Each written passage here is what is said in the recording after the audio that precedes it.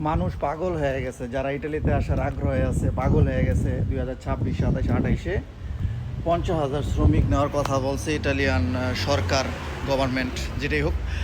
এখন অনেকের প্রশ্ন এখানে যে ভাই 2026, 27, 28-এর কথা তো বুঝলাম, কিন্তু 2024-এ 2025-এর যে কাগজপত্র সেগুলোরই তো নুলস্থ এখনও বের হয় নাই। সেগুলা কী হইব? সেগুলা কি আর বের হবো না?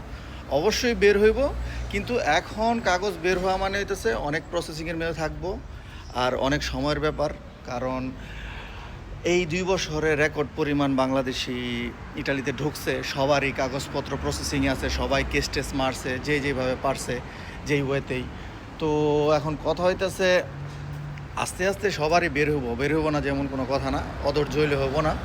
আর অনেকে প্রশ্ন করছে যে ভাই এই আগের কাগজপত্র বের হইলো না, সব ফাইনাল হইলো না, সব কিছু রেডি হইলো না, এর মধ্যে আবার ঘোষণা করলো। দেখেন রে ভাই, এটা হইতেছে যে দেশের এটা হইতেছে পলিসি। কারণ আপনি যত পাবলিক এখানে জমা পড়ব, যত পাবলিক এখানে ঢুকবো, সরকারের একটা ভালো মোটা অঙ্কের টাকা তাদের লাভ হয়, তাদের লাভেই তো তারা এই সমস্ত কাজগুলো করে।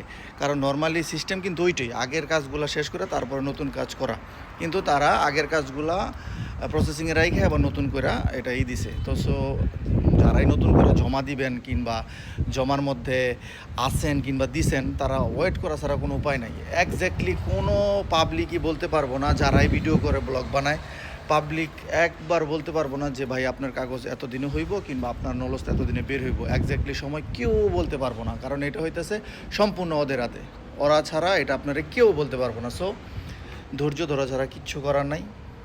উপরওয়ালার দিকে তাকায় থাকেন, যার কপালে ভাগ্য যার ভালো সে তাড়াতাড়ি হইব, যার ভাগ্য খারাপ তার দেরি হইব, এটা নর্মাল। সো হইব, এমন যে না হইব না। সো ধৈর্য ধরেন, ইনশাল্লাহ ভালো কিছু হইব।